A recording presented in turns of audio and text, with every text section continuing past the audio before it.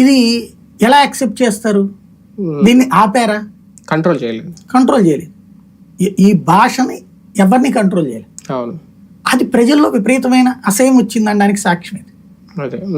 అంటే విధ్వంసము ఇవన్నీ నేను మాట్లాడు, కానీ నోరు కంట్రోల్ పెట్టుకోకపోవడం అన్నట్టు. ఇప్పుడు ఫర్ ఎగ్జాంపుల్ బీజేపీ వాళ్ళు క్రిందసారి తమ పార్టీకి కాకుండా వైసీపీకి ఓట్లేశారు. వాళ్ళకి ఏమైంది? కొడాలి నాని మాట్లాడినటువంటి మాటలు వాళ్ళకి మైండ్ అట్లా తిరుగుతూనే ఉంటుంది.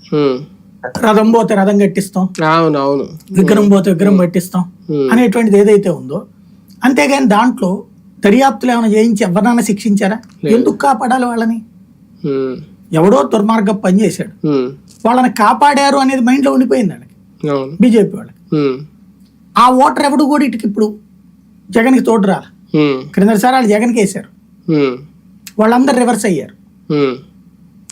ఏది విగ్రహాల విషయంలో జరిగింది. తర్వాత తెలుగుదేశం వాళ్ళ మీద 2 కేసులు పెట్టి క్లోజ్ చేసి పడేశారు.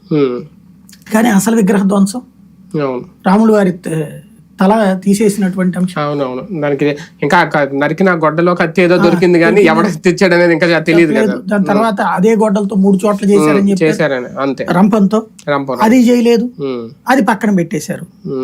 రెండవది రథం పోతే రథం అన్నారు, ఈ మాటలు అది హిందువుల్లో మైనస్ అయింది.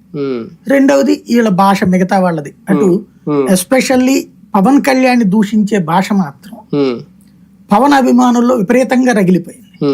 ఆ రగిలిన దాని ప్రతీకారమే ఇప్పుడు ఇంత భారీ విజయం, 100% విక్టరీ. అవును. కానీ నిన్న మీరు ఆయన మాటలు విన్నప్పుడు జగన్మోహన్ రెడ్డి గారు మాట్లాడి ఓకే చాలా బాధగా మాట్లాడు, రియలైజ్ ఫ్యాక్టర్ అనేది ఎక్కడైనా కనిపించిందా?